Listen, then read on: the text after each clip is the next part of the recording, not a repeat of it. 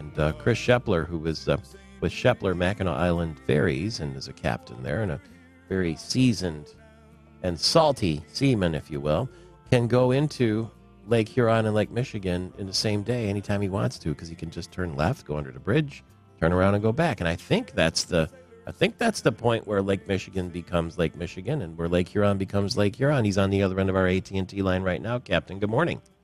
Good morning, Michael Patrick. Is there technically a spot in the Straits of Mackinac where you cross over from lake to lake?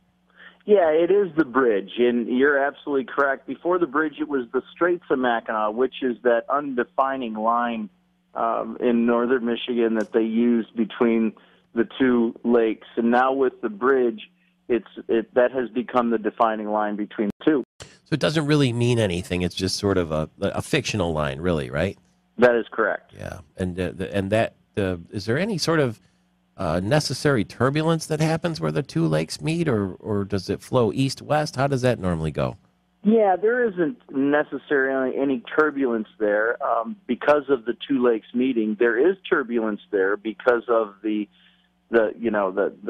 distance between St. Ignace and Mackinac Island, is 5 miles, and so when you have that lake coming with any kind of current, and it all gets forced through that 5 miles versus the 80 or 100 miles wide that Lake Michigan or Lake Huron is, and you force all that water in that small area, and it's traveling at a 3-4 knot current, things can get a little nasty up there.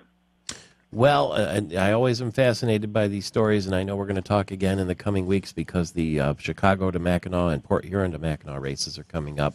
And in addition to captaining that power boats of yours, the ferries, you've done some time sailing as well, huh?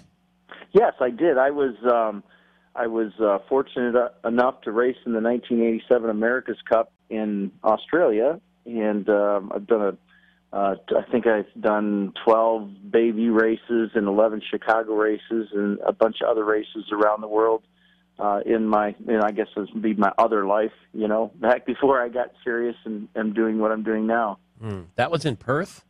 Yes, Perth, Australia, or Fremantle, actually. It was Fremantle, that's right. Yeah, was location. It was near Perth, and you raced for, you didn't race for Dennis Conner, did you? No, I didn't. I raced for Buddy Melgus. Right. Yeah, out of Zenda. Yeah, that's the Wisconsin fellow, right? Yeah, and then we represented the Chicago Yacht Club in that particular regatta. That seemed like a lifetime ago?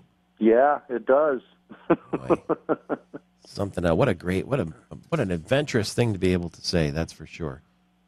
It certainly was. It was a great time of my life, for sure. Now, remind me, that was the Australians had won, which was the first time that America had lost in forever almost, right?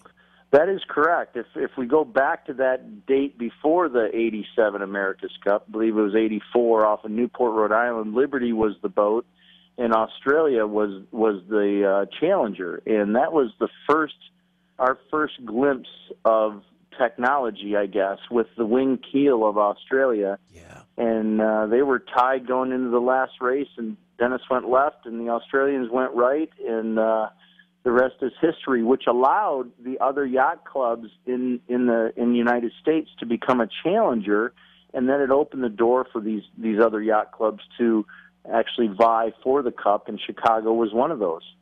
And that's how you got into the act. And then when you raced in Australia, you raced against Dennis Conner for the right to defend. That's right. I'm putting it all back together now. And then they ended up in San Diego, I think, after that.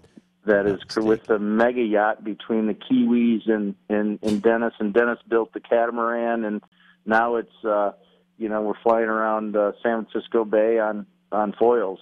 Yeah, and Bermuda's next, if I'm not mistaken, right? Yeah, that's correct. And they're saying that San Francisco was great because it was, steady power, steady wind, and now Bermuda has got wind shifts and different, speeds of wind, and it becomes a much more challenging event for Spitall, who is the skipper of Oracle, and he's been quoted as saying, "This is it was tough in San Francisco, but this is really tough here in Bermuda." And the Michigan connection was that they used the General Motors wind tunnels to test some of the sailboats, but particularly Dennis Conner had a relationship with Cadillac, if I'm not mistaken. That is correct. Technology is just outrageous. But couldn't we line up all the Shepler ferries and maybe even all the other ferries too and have a big race around Mackinac Island to St. Ignace? Wouldn't that be fun? That would be a blast. And maybe Miss Margy would win. Winner take all.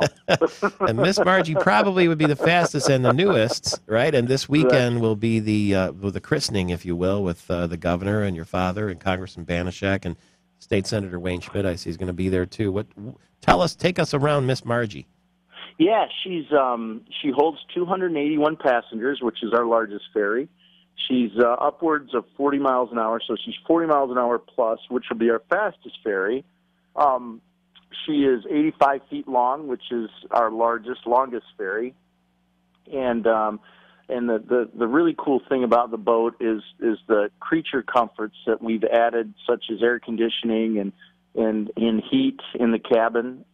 Windows will not be fogging up. We've got special windows that are coming that are dual pane with argon in the middle. I'm not sure what all that means, other than we're guaranteed not to get condensation on the window.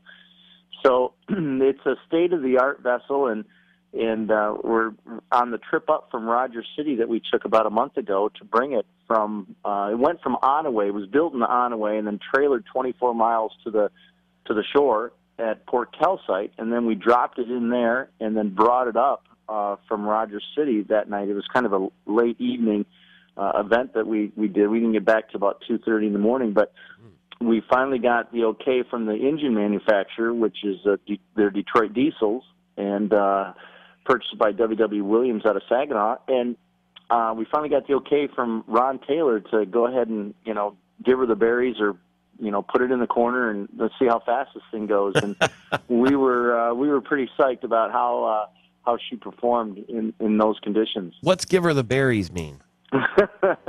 Give her the berries is put her in the corner. Let's go as fast as we possibly can. See, that's captaining talk then, huh?